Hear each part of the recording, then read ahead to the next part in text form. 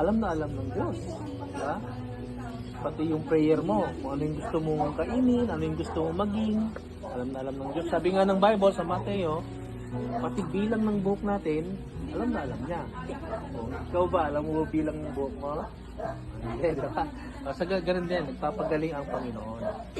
So sabi niya sa kanyang salita, by the stripes and wounds of Jesus, we are healed.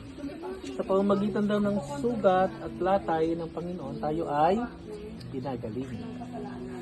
Anong gagawin natin para gumaling yung mga sakit natin? Mag-pray, ano pa? Very good, ano pa? Mag-pray lang ba? Kailangan natin paniwalaan yung prayer natin. O ano pa? Magpasalamat sa Diyos. Very good. Diba? Kasi yung buhay natin ay galing sa Diyos. So, yung ibig sabihin, kaya yung kontrolin. Diba?